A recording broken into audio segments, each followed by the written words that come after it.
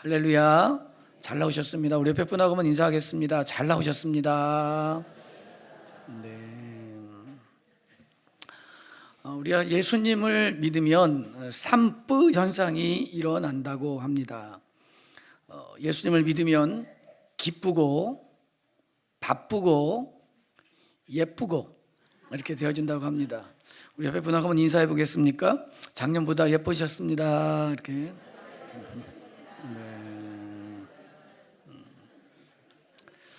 우리가 욥기를 지금 묵상하고 있습니다.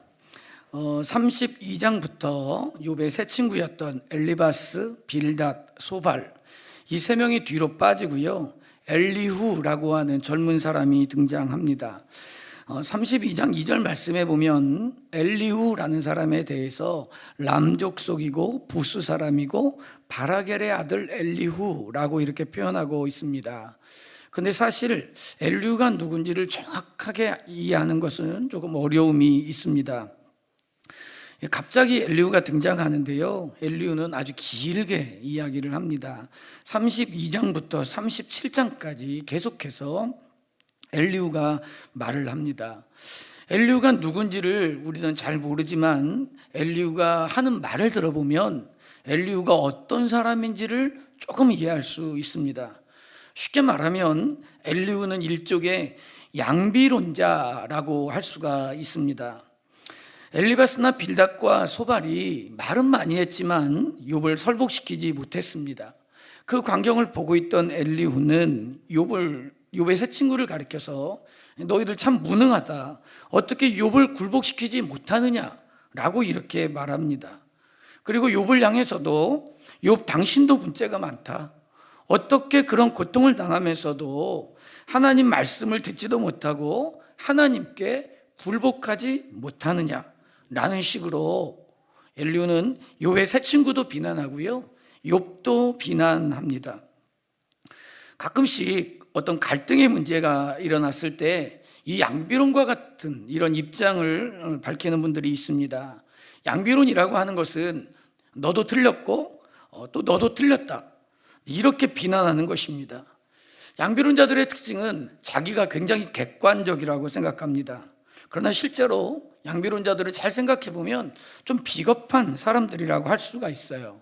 갈등이 일어나는데 너도 틀렸고 또 너도 틀렸다 라고 이렇게 자꾸 이야기만 하다 보면 문제를 해결할 방법이 도무지 없는 것입니다. 그렇기 때문에 우리 예수님을 믿는 사람이 양비론자가 되는 것은 바람직하지 않습니다. 양비론자는 어떻게 보면 남이 하는 일에 대해서 훈수를 두고 비판만 하는 사람이라고 할 수 있습니다. 이런 사람들은 똑똑하다는 이야기는 들을 수 있어도요, 하나님의 나라를 세워가거나 교회를 세워가는 데 있어서는 전혀 유익이 되지 않는 사람이라고 할 수가 있습니다. 예수님을 믿는 사람들은 남들을 비판하거나 훈수를 두는 그런 말쟁이가 되어서는 안 됩니다. 우리는 몸과 또 우리의 마음을 다해서 주를 위해서 열심히 뭔가를 하려고 하는 사람이 되어야지, 자꾸만 비판하고 또 자꾸만 남을 평가하는 사람이 되어서는 안 된다라고 하는 것입니다. 우리는 타락한 세상에 살고 있습니다. 그렇기 때문에 이 타락한 세상에서는 완벽하거나 순수하거나 하는 것을 찾아보기가 사실 좀 어렵습니다. 그런데도 이 땅에서 뭔가 완벽하고 너무 순수한 것을 자꾸 찾으려고 한다면 이 고린도전서에서 말하는 것처럼 우리가 세상 밖으로 나가야 될지도 모릅니다. 예수님을 믿는 사람들은 늘 비판하고 훈수 두면서 이것도 문제고 또 저건 틀렸고 이런 말만 하는 것들은 바람직하지 않습니다. 가끔 교회 보면 교회가 이렇고 또 교회가 저렇고 교회를 자꾸 비판하는 분들이 있습니다.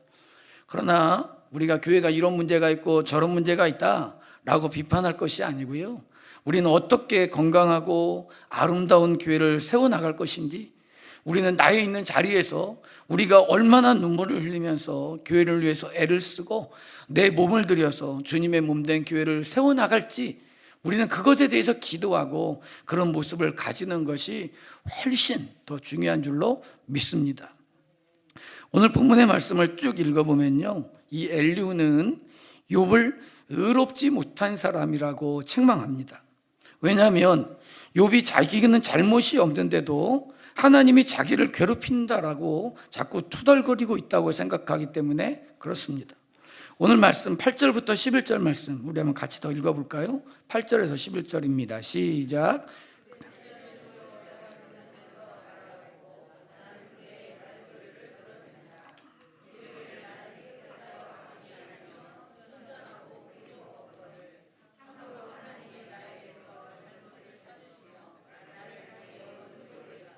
내 발에 채꼴을 채우시고 나의 모든 길을 감시하신다 하였느니라.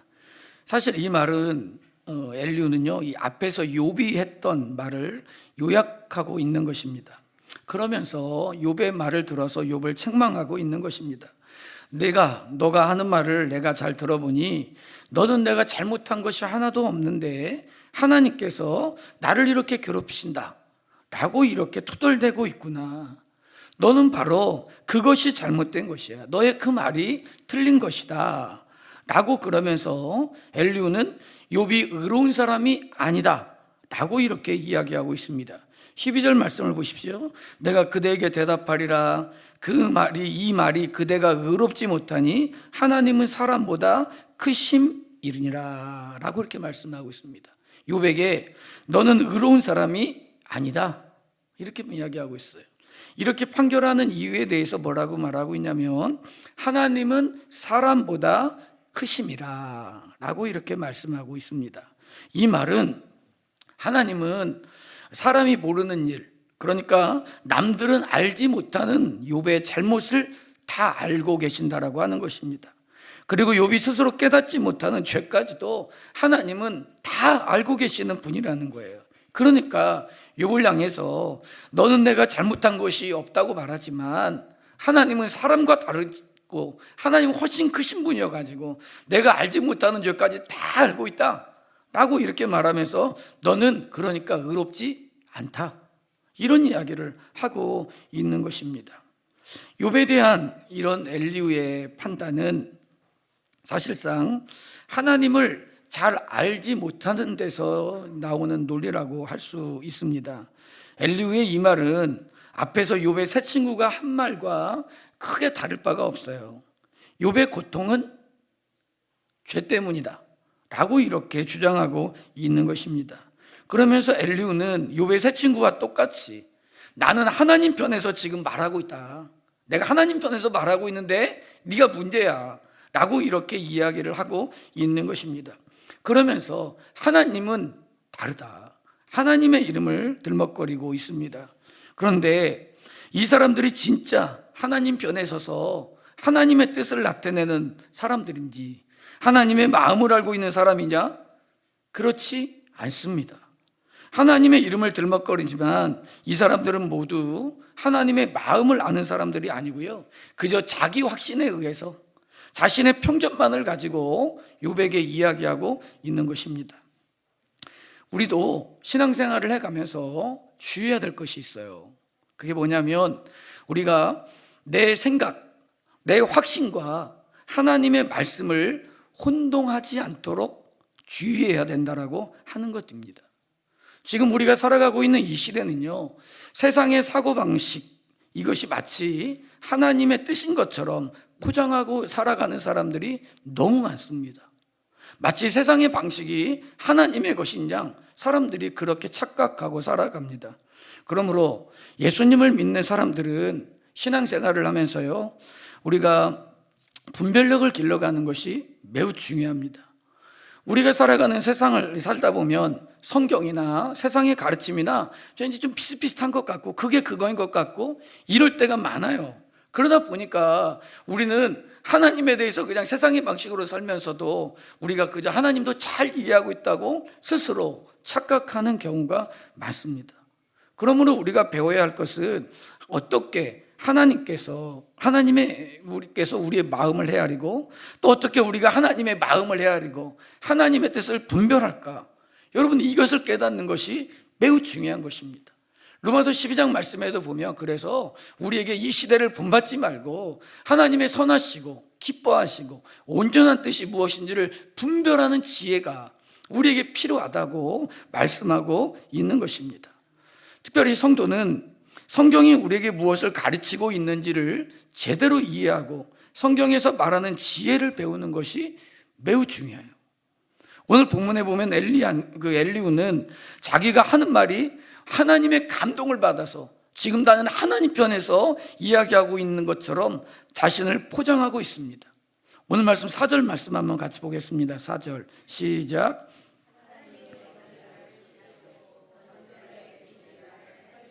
네, 이 말씀을 보면 자기가 마치 지금 성령의 감동을 받아서 말하고 있는 것처럼 이렇게 주장하고 있어요.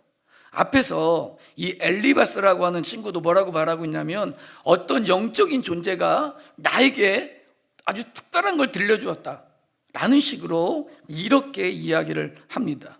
그러니까 이 엘리후나 엘리바스나 지금 뭐라고 말하고 있냐면 내가 이렇게 지금 어떤 영에 사로잡혀 있다, 그렇기 때문에 내가 하는 말은 모두 진실이다 라고 이렇게 주장하고 있는 것입니다.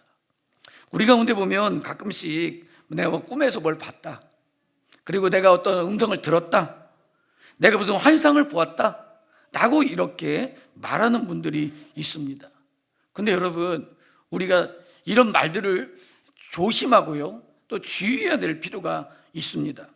마태복음 24장 24절 말씀에 보면 이런 말씀이 있어요. 거짓 그리스도들과 거짓 선지자들이 일어나서 큰 표적과 기사를 보여 할 수만 있으면 택하신 자들도 미혹하리라 라고 이렇게 말씀하고 있어요. 마지막 때가 될수록 거짓을 베푸는 사람들이 일어나서요 큰 기적을 베풀고 뭔가 대단한 능력이 있는 것처럼 하면서 사람들을 미혹하는 것, 이게 마지막 때에 일어날 징조라고 하는 것입니다. 그러니까 우리가 무슨 기적을 행하고 또 무슨 이상한 음성을 듣는다고 해서 그게 다 진실이냐? 그렇지 않을 수도 있다는 거예요. 게다가 사람들이 거짓말을 하는데요, 사람들이 뭐 대단히 진실한 모습으로 거짓말을 하는 경우도 있어요. 여러분, 우리가 진정성을 가지고 말을 하는데요, 그 말이 거짓인 사람들도 있다라고 하는 것입니다. 오늘 3절 말씀 한번 보시겠습니까?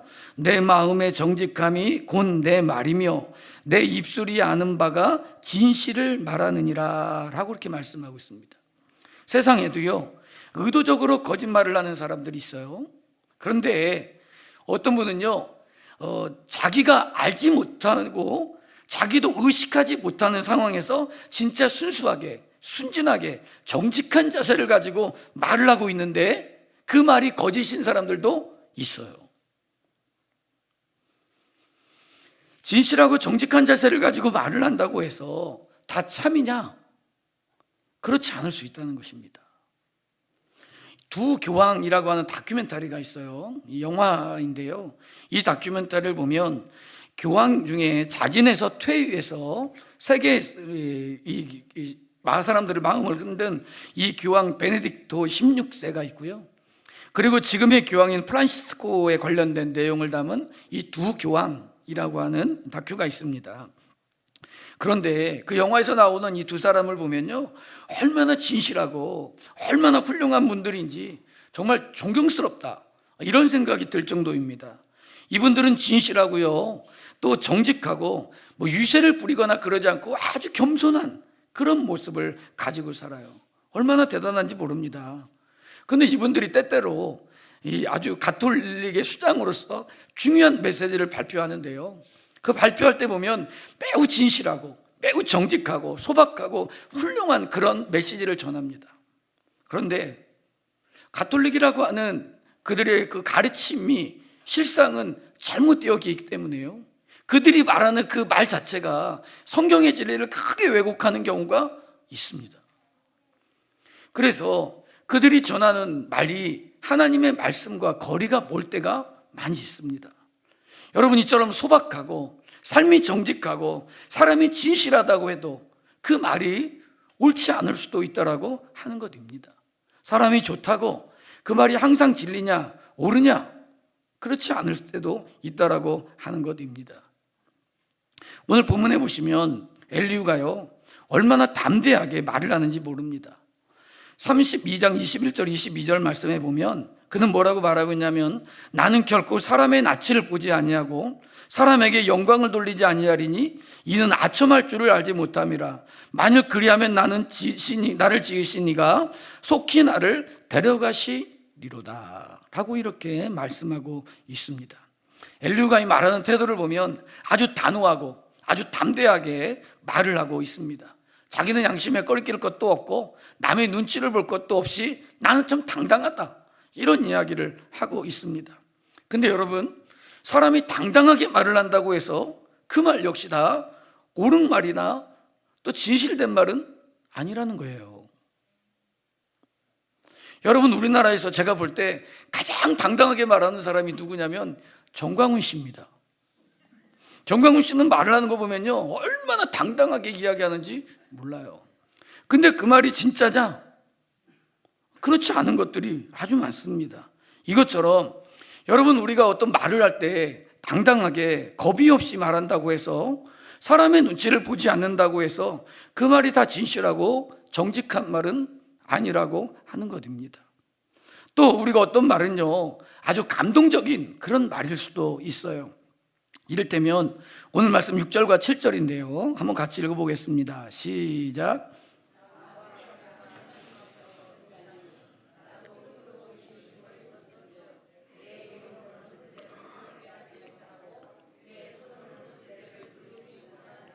네, 여기서 나와 그대가 하나님 앞에서 동일하니 나도 흙으로 지으심을 입었은즉, 이런 표현이 있습니다. 여러분, 지금은 이 표현이 우리에겐 당연한 것으로 여겨질지 몰라도요, 고대 사회에서는 이 표현은 당연한 표현이 아니었습니다. 왜냐하면 이 고대 사회는 신분제 사회였거든요. 평등한 사회가 아니었습니다. 사회가 귀한 사람, 하찮은 사람, 이렇게 나뉘어져 있었습니다. 그래서 위엄과 권세로 다른 사람을 누르는 일종의 계급사회였던 것입니다. 그런 계급사회에서 모든 사람이 흙으로 지으심을 받았기 때문에 너와 나는 동일하다. 굉장히 멋진 말이에요. 굉장히 감동을 주는 그런 말 아닙니까? 그런데 이 말은 고대 사회에서는 아주 혁명적인 그런 표현입니다. 고대 사회에서는 신의 지음을 받았다라고 하는 존재는 왕이나 아니면 제사장이나 이런 사람들이 신의 지음을 받은 것이지, 나머지 사람들은 그렇지 않다고 여겼습니다. 그래서 흙으로 지으심을 받았다, 나와 그대가 하나님과 동일하다 라고 하는 이런 표현은요, 당시에 이 말을 들었던 사람들의 입장에서 보면 아주 감동적인 그런 이야기입니다. 그런데 여러분, 말이 감동적이라고 해가지고 다 진실은 아니에요. 몇 주 전에 대구에서요, 신천지가 모였습니다. 자기들 말로는 10만 명이 모였다고 이렇게 이야기하고 있어요. 하여튼 굉장히 많이 모였다는 것이죠. 근데 여러분, 우리는 이를테면 신천지는 이단이고 모두 잘못된 이야기를 하고 있다고 우리는 생각합니다만, 그 안에 있는 사람들은 그렇게 생각하지를 않습니다. 그런데 사람들이 여러분 거짓말이라고 생각하고 그 길을 따라갈까요? 그렇지 않습니다. 다 참되다고 생각하기 때문에 사람들이 거기를 따라가고 있는 거예요. 그 신천지에 참여했던 사람의 인터뷰를 제가 그 영상을 보니까요, 뭐라고 말하고 있냐면, 신천지를 따라갔는데 내가 이렇게 교육을 받았는데 이렇게 많은 사람들이 다 신천지를 따르고 이렇게 많은 사람들이 모인 것을 보고 엄청난 감동을 받았다, 너무 자부심을 느낀다, 이런 인터뷰가 있더라고요. 예전에 여러분 교회를 다녔는데 신천지를 따라간 사람들에게요, 왜 신천지는 이단인데 따라갔느냐 라고 이렇게 얘기하면 여러분 뭐라고 말하는 줄 아세요? 신천지에 가서 감동을 받았다고 얘기해요. 감동을. 교회를 다녔는데 교회에서는 사람들이 나에 대해서 관심이 없는 것 같았는데, 신천지 가니까요, 신천지 사람들이 나를 너무 사랑해주고 나에게 관심을 많이 가져서서 아주 큰 감동을 받았다. 그래서 나는 그들의 메시지가 참인지 진리인지는 모르겠고 사랑해 주는 걸 보니까 나는 그쪽이 좋다, 이렇게 이야기를 하는 것입니다. 제가 예전에 들어본 이야기 중에 그런 이야기가 있습니다. 어떤 분이 교회를 열심히 다니고 있었어요. 교회를 열심히 다니고 교회에서 열심히 봉사도 했습니다. 근데 몸이 아파서 병원에서 수술을 했습니다. 병원에서 입원을 했다가 퇴원을 해서 이렇게 집에 돌아왔는데요. 여러분, 이분이 병원에 있다가 퇴원해서 집에 돌아오니까 교회에서 신방을 갔는데, 교회에서 환자가 돌아왔으니까 집에 가서 신방을 한 번 이렇게 해드린 거죠. 한 번. 근데 아랫집에 신천지가 사는데요, 신천지는 매일 와가지고 집에서 청소해주고 아이도 돌봐주고 음식도 해다주고 막 했다는 거예요. 그러니까 여러분, 누가 더 좋겠어요? 어떤 사람에게서 감동을 받겠습니까? 여러분, 물론 신천지가 이렇게 하는 이유는 뭐냐면, 신천지는 어떻게 해서든지 사람을 신천지로 많이 데려와야 마지막 날에 내가 얼만큼 전도했느냐에 따라서 14만 4천 명 안에 들어가고, 그래야 구원받을 수 있다고 생각하기 때문에 어떠한 가문이설을 통해서라도 사람을 끌어가고 데려가는 게 이들의 목적이에요. 그래서 그들은 그들의 삶을 포기하고 또 자신의 가정도, 부모도, 형제들도 다 포기하고요, 어떻게 하든지 사람들을 신천지로 데려가기 위해서 애를 씁니다. 그래서요, 아주 다른 사람들에게 막 감동적인 그런 행동을 해요. 그래서 자기들 모든 것을 포기하고 헌신적으로 사랑을 베풉니다. 그러니까 사람들이요, 이들에게 감동을 받고 막 이기기가 어려워서 나중에는 기존교회를 욕하고, 자, 신천지가 훨씬 낫다 이러면서요, 신천지로 가는 것입니다.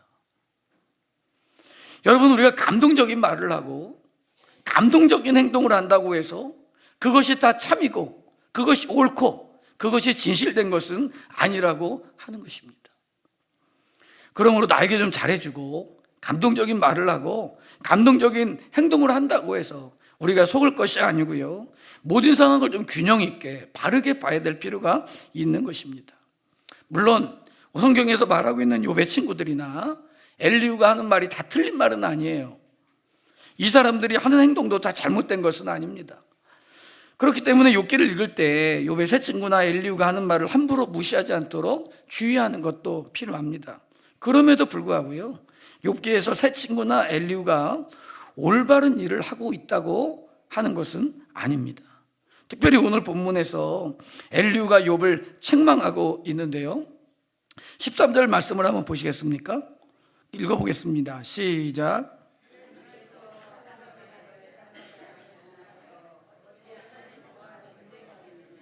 엘리후가요, 욥을 책망하는데, 욥이 하나님이 왜 내가 이렇게 고통당하는데 하나님이 나를 외면하고, 하나님이 내가 이 고통 가운데 부르짖는 거에 귀를 기울이지 않고, 하나님이 나에게 아무런 응답을 하시지 않는지 모르겠다. 왜 하나님이 나에게 침묵하느냐? 욥이 이렇게 막 호소를 한 거예요. 여러분, 이런 불평해 본 적 없습니까? 네. 저는 있어요. 저는 있습니다.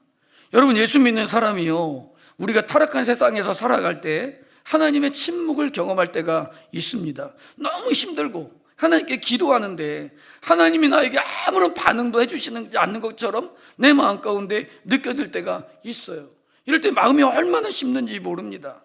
그런데 엘리후는요, 이 욥이 하나님의 침묵에 대해서, 아니 하나님이 왜 이렇게 침묵합니까? 라고 말했다고 그 욥에 대해서 책망하고 있는 것입니다. 너는 어떻게 하나님이 너에게 침묵하시고 너의 기도에 응답하시지 않는다고 하나님께 불평할 수가 있느냐? 그리고 설령 하나님이 너에게 아무런 대답을 하지 않는다고 해가지고 네가 하나님 앞에서 무슨 말을 할 수가 있겠느냐? 야, 너는 인간이고 또 하나님은 너의 크신 분인데 하나님이 너에게 어떻게 모든 일을 일일이 대답해야 된다고 너는 생각하느냐? 엘리후는 그렇게 얘기해요. 너가 인간이고 하나님은 크신 분이기 때문에 내가 하나님이 너에게 아무런 응답을 하지 않는다고 한들 왜 그렇게 투덜대고 있느냐? 하나님은 너와 차원이 다른 분 아니냐? 너 같은 인간이 하나님에 대해서, 하나님께서 너 같은 인간에게까지 일일이 응답해 주실 것을 기대하고 있느냐? 그런 너의 생각 잘못된 거야. 이 여러분 고난 가운데 하나님께 막 부르짖고 애통해하는 욥에 대해서, 야, 너가 잘못한 거야, 하나님께 그렇게 하는 거 아니야 라고 이렇게 이야기하고 있는 것입니다. 또 한 가지, 엘리후는요, 하나님은 늘 우리를 깨우쳐 주시는 분인데 지금 네가 못 알아듣고 있기 때문에 그게 문제야 라고 이렇게 이야기합니다. 14절에서 16절 말씀 한번 보세요. 하나님은 한 번 말씀하시고 다시 말씀하시되 사람은 관심이 없도다. 사람이 침상에서 졸며 깊이 잠들 때나 꿈에나 밤에 환상을 볼 때에 그가 사람의 귀를 여시고 경고로서 두렵게 하시나니 라고 말하고 있어요. 하나님은 꿈이나 환상을 통해서 사람들을 깨우쳐 주신다는 거예요. 엘리후는 하나님이 사람에게 꿈이나 환상을 주셔서 사람을 교만하지 않게 하시고 죄를 버리라고 하신다는 것입니다. 근데 이 말은 사실 이 앞에서 욥이 했던 말이에요. 우리가 이 내용을 앞에서 욥기 7장에 보면 욥이 뭐라고 말하고 있냐면, 혹시 내가 말하기를 내 잠자리가 나를 위로하고 내 침상이 내 수심을 풀리라 할 때에 주께서 꿈으로 나를 놀라게 하시고 환상으로 나를 두렵게 하시나이다 라고 이렇게 말씀하고 있어요. 이게 무슨 말이냐면, 욥이 꿈에서라도 하나님이 자기에게 좀 이렇게 말씀하시면 좋겠는데 잘 때마다 여러분 늘 마음에 막 잠자리가 뒤숭숭한 거예요. 꿈을 꾸고 나면 무슨 꿈을 꾸는지도 모르지만 왠지 마음이 우울하고 자꾸 좌절이 되고 낙심이 되고 이런 마음이, 힘든 마음이 찾아온다는 것입니다. 그래서 이런 고백을 한 거예요. 그랬더니 엘리후가 그것에 대해서 이렇게 말하는 거예요. 욥아, 너가 이렇게 꿈자리가 뒤숭숭하고 내가 아무리 잠을 자도 피곤하고 우울하다고 말하는데 하나님이 너에게 꿈을 꾸게 하시고 환상을 보여주는 이유가 뭔 줄 아니? 너에게 왜 이렇게 잠을 못 자게 하는 줄 알아? 회개하라고 그러는 거야. 하나님이 너에게 깨우쳐 주시는 거야 라고 이렇게 이야기를 하는 것입니다. 여러분 보세요. 지금 욥이요, 말할 수 없는 재난을 받겠어요. 여러분 이런 큰 재난과 말할 수 없는 고통을 당하면 잠이 올까요? 여러분 잠이 오던가요? 잠이 안 옵니다. 여러분 그러다가 설잠을 자면 괜히 막 꿈이 뒤숭숭하고요, 온갖 생각 가운데 불면증에서 시달려서 고통스럽고 힘이 듭니다. 근데 엘리후는 너가 그렇게 잠을 자고 꿈을 꾸지 못하고 악몽을 꾸고 하는 이유는 하나님이 너에게 회개하라고 말씀하시는 건데 네가 지금 못 알아듣고 있는 거다. 그러니까 욥의 모든 행동에 대해서요 이렇게 책망하고 있는 것입니다. 이런 그 엘리후가 지금 계속 하고 있는 이 말을요, 여러분 우리가 곰곰이 따져보면 엘리후는 어떤 사람이냐면 하나님을 오해하게 만드는 사람이에요. 엘리후의 이 메시지를 보면 하나님을 오해하게 만들어요.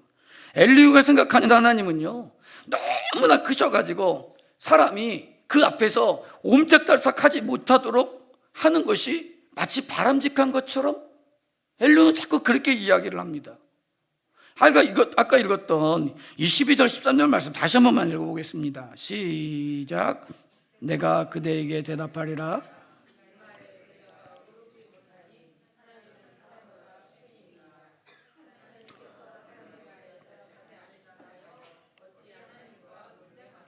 네, 여러분 우리가요 아무리 기도해도 응답이 없을 수도 있고요, 우리가 고통 가운데 신음해도요 하나님이 침묵하실 수 있어요. 근데 그렇다고 해서 우리가 여러분 고통과 어려움 가운데 하나님은 우리와 다르고 너무 큰 분이니까 우리가 아무것도 못하고 그냥 차렷하고 고개 푹 숙이고 여러분 그렇게 있어야 될까요? 그렇지 않다는 것입니다. 엘리후가 말하는 하나님은요 너무 크신 분이어서 우리가 하나님 앞에서 그저 아무것도 하지 못하고 그냥 그 앞에 차렷하고 가만히 서 있어야 되는 것처럼 이야기를 합니다. 하나님이 나에게 무슨 일을 하셔도 잠잠해야 되고 반응해도 안 되고 시키는 대로 우리가 아무것도 하지 못하고 그냥 그대로 주죽은 듯이 있어야 되는 게 마치 우리인 것처럼 그렇게 이야기하는 거예요. 마치 이 말을 들으면 엘리후는 우리에게 감정이라는 것이 필요 없는 사람인 것처럼 그렇게 표현을 하고 있는 것을 볼 수가 있습니다. 근데 여러분 우리가 믿는 하나님이 정말 우리를 그렇게 다루십니까? 아닙니다. 우리가 하나님이 말씀하시는 음성을 들을 수도 있지만 하나님은 우리가요 하나님께 말씀을 할 수도 있어요. 하나님은 우리에게 뭐라고 말하고 있냐면 기도하라고 이야기하세요. 하나님은 기도라는 방법을 중에서 우리의 마음의 답답함과 안타까움과 속상함을 하나님께 다 토로할 수 있도록 하나님은요 우리에게 길을 주시는 분이십니다. 우리는 때로 하나님께 질문할 수도 있어요. 하나님 앞에 탄식할 수도 있습니다. 하나님 앞에 너무 괴로워서 하나님 앞에 비명을 지를 수도 있습니다. 사실 우리가 타락한 세상을 살아가면서 우리에게 얼마나 많은 고통이 있습니까? 고통 가운데서 우리가 신음하면서 하나님께 때로는 질문하고요, 때로는 하나님 앞에 탄식하고요, 하나님 앞에서 슬퍼 울 때도 있습니다. 여러분, 이것은 죄가 아니에요. 그럴 수 있는 것입니다. 우리가 이해할 수 없는 아픔과 고통 가운데서, 아니 어떻게 우리가 신음하지 않고 탄식하지 않고 어떻게 투덜대지 않고 질문하지 않고 우리가 살 수가 있겠습니까? 우리 하나님은, 우리가 믿는 하나님은 우리의 탄식을 들어주시는 분인 줄로 믿습니다. 시편 102편 19절에서 21절 말씀에 보면 이런 말씀이 있습니다. 여호와께서 그의 성소 높은 곳에서, 그의 높은 성수에서 굽어보시며 하늘에서 땅을 살펴보셨으니 이는 갇힌 자의 탄식을 들으시고 죽이기로 정한 자를 해방하사 여호와의 이름을 시온에서 그 영예를 예루살렘에서 선포하게 하려 하심이라 라고 말씀하고 있습니다. 하나님은 우리의 탄식을 들으시는 분이세요. 우리가 탄식하고 신음하고 고통 가운데 질문하고 하나님 도대체 왜 이렇게 나에게 이런 일이 있는 거냐고 우리가 투덜댈 때요, 하나님은 그 모든 우리의 탄식을 들어주시는 분이라는 거예요. 우리가 믿는 하나님은 얼마나 우리를 사랑 많으시고 우리를 여러분 얼마나 긍휼히 여기시는 분인지 모릅니다. 그저 우리에게 하나님 앞에다 차렷하고 꼼짝하지 말고 늘 눈치만 보는 인생으로 하나님이 우리를 만드시지 않았다라고 하는 것입니다. 우리 하나님은 아주 따뜻하시고 사랑이 많으신 분이십니다. 로마서 8장 14절 15절 말씀해 보니까 무릇 하나님의 영으로 인도함을 받는 사람은 하나님의 아들이다. 무서워하는 종의 영을 받지 아니하고 양자 영을 받았으므로, 양자 영이라는 것은 하나님이 우리를 자녀로 받아주신 아빠 아버지라 부르짖는다, 이렇게 말씀하고 있습니다. 하나님은 우리에게요, 무서워하는 그런 종으로서, 하나님을 무서워하는 종으로서 하나님을 눈치 보고 꼼짝 못하고 하나님이 명령하시면 기계적으로 움직이고, 하나님은 이렇게 우리를 부르지 않았다는 것입니다. 하나님은 우리를 대할 때, 여러분, 하나님은 우리를 하나님을 아빠라고 부를 수 있도록, 하나님을 아버지라고 부를 수 있도록 하나님은 우리에게 이런 자유를 주시는 분인 줄로 믿습니다. 하나님은 우리를 공포하게 주시거나 우리를 강압하거나 하시는 분이 아니고요, 하나님은 우리를 따뜻한 사랑으로 품어주시는 분이 우리 하늘 아버지인 줄로 믿습니다. 그런데 이 33장의 말씀을 읽어가다 보면요, 엘리후가 말하는 하나님은 아주 무서운 하나님처럼 보여요. 그렇죠?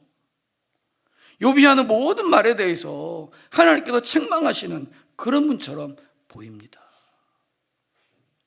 엘리후는 욥에게 내가 은혜와 복을 누리지 못하는 이유는 내가 기도하지 않기 때문에 그렇다, 내가 하나님 앞에 무릎 꿇지 않기 때문에 내가 이런 꼴을 계속 당하고 있는 거다, 이렇게 이야기를 합니다. 여러분, 이 말이 얼마나 잔인한 말이에요. 우리 가운데 어렵고 고통당하는 사람을 있는데 우리가 그들 보면서 야, 너가 왜 이렇게 어려움이 있는 줄 알아? 너가 하나님께 무릎 꿇지 않기 때문에 그래, 네가 회개하지 않기 때문에 그래 라고 여러분 이렇게 말하면 얼마나 잔인한 말이냔 말입니다. 우리 주위에 보면 신실하고 아주 충성스럽게 신앙생활을 하는 분들인데도 어려움을 당하는 분들이 있어요. 또 반대로 생각해 보세요. 그러면 하나님을 모르면서 속임수 쓰고 거짓말을 하고 이러면서도 아무런 문제 없이 부자가 되는 사람들은 그러면 하나님의 은혜를 입은 사람이라는 말입니까? 엘리후는 말은 많이 하는데 우리가 엘리후의 이 말을 들어보면 엘리후는 무정한 사람이에요. 엘리후가 말하는 하나님은 아주 무정한 하나님입니다. 엘리후가 지금 크신 하나님에 대해서 이야기하는데 엘리후가 말하는 큰 하나님은 너무나 무정한 하나님이라는 것입니다. 그런데 우리가 믿는 성경이 말하고 있는 하나님은 엘리후가 말하는 이런 무정한 하나님이 아니에요.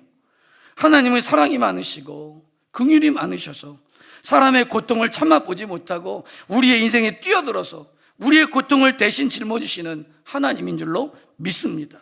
하나님은 우리를 불쌍히 여기시는 분이시지, 하나님은 우리를 고통에다 몰아넣고 꼼짝 못하고 서놓고 우리에게 고통을 주고 우리에게 어려움을 주고 우리를 억압하는 그런 하나님이 아니라는 것입니다. 우리가 회개해야 복을 받고 우리가 무릎을 꿇어야 하나님께 은혜를 받는 것 아닙니다. 여러분, 우리가 죄인 되었을 때요, 하나님은 우리에게 손을 내밀어 가지고 죄인인 우리의 손을 잡아서 우리를 이끌어 주시는 분이 하나님이신 줄로 믿습니다. 이것처럼 우리 하나님은 긍휼과 자비가 풍성하신 분이에요. 내가 어떻게 살고 있는지를 따지지 않고 하나님은 그저 우리에게 먼저 다가오셔서 손을 내밀어서 우리를 끌어안아 주시고 건져 주시는 분이 우리 하나님인 줄로 믿습니다. 그러므로 우리가 성경을 묵상하고 또 하나님을 묵상할 때 하나님은 항상 나보다 앞서서 일하시는 분인 것을 기억하는 것이 중요한 줄로 믿습니다. 그러므로 예수님을 믿는 우리도요, 죄인이 회개하고 변화되었을 때 받아주는 사람이 아니라 죄인이 회개하지 않아도, 죄인이 문제가 많아도요, 우리는 그들을 찾아가서 손 내밀어주고 잡아주는 사람이 되어야 될 줄로 믿습니다. 그러므로 예수님을 믿는 사람들은 마치 늘 자기가 올바른 위치에 서 있는 것처럼 다른 사람들을 판단하고 평가하고 비판하고 책망하고 훈수들 수 있는 사람이라고 착각해서는 안 됩니다. 우리는 누군가를 평가하고 비판하고 훈수 두면서 야, 이래야 된다, 저래야 된다 라고 할 수 있는 사람이 되기보다는 우리 주위에 연약하고 아프고 고통 가운데 있는 사람과 함께 그들의 고통을 짊어지고 따뜻한 마음으로 그들을 품어주고 여전히 허물 많은 사람을 찾아가서 끌어안아 줄 수 있는 그런 사람들이 되어야 될 줄로 믿습니다. 왜 그렇습니까? 우리 하나님이 우리에게 그렇게 다가오셨기 때문에 그래요. 하나님이 우리에게 그렇게 손 내밀어 주셨기 때문에 그렇습니다. 우리 주위를 돌아보면 연약하고 고통 가운데 있는 분들이 얼마나 많은지 몰라요. 허물이 많은 인생도 있고요, 병이 든 인생들도 있습니다. 고통 가운데 신음하는 분들도 있습니다. 고통을 그대로 끌어안아주고 그 아픔을 그대로 안아준다는 것, 이것이 참 중요한 것입니다. 성도는, 하나님의 사람들은요, 사람을 사랑해야 될 줄로 믿습니다. 따뜻한 마음을 가지는 것이 매우 중요한 것입니다. 그래서 예수님을 믿고 신앙생활을 하는 것은 사람을 불쌍히 여기는, 하나님이 우리를 긍휼히 여기는 것처럼 우리도 다른 사람을 긍휼히 여기는 그런 마음이 있어야 되는 것입니다. 차가운 마음을 가지고 냉정하게 다른 사람들을 평가하고 비판하고 뭔가 여유가 없는, 여백이 없는 사람처럼 우리의 인생을 살아가는 것은 대단히 위험한 일입니다.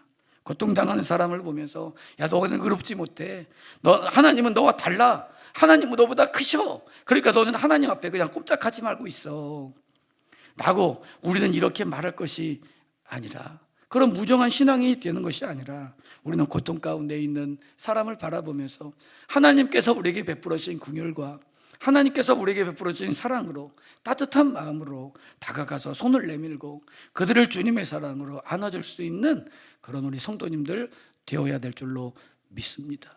오늘 말씀의 이 엘리후는 어떻게 보면 현세에 왜곡되고 잘못된 그리스도인을 보는 것처럼 보입니다. 여러분, 우리는 어떻게 신앙생활을 하고 있나요? 우리가 믿는 하나님은 어떤 하나님이라고 믿고 있습니까? 우리는 이렇게 혹시 무정한 이 엘리후처럼 이렇게 인생을 살아가고 있지는 않습니까? 오늘 우리가 주님 앞에서 우리 자신을 돌아보면서 하나님께서 우리에게 베푸시는 은혜와 긍휼이 우리 안에 부어지도록, 다시 한번 우리가 그 사랑이 우리 가운데 생명의 능력을 나타내도록 따뜻하고 사랑이 풍성한 그러한 삶을 살아가는 성도님들 되시기를 주님의 이름으로 축복합니다. 우리 다 같이 기도하겠습니다.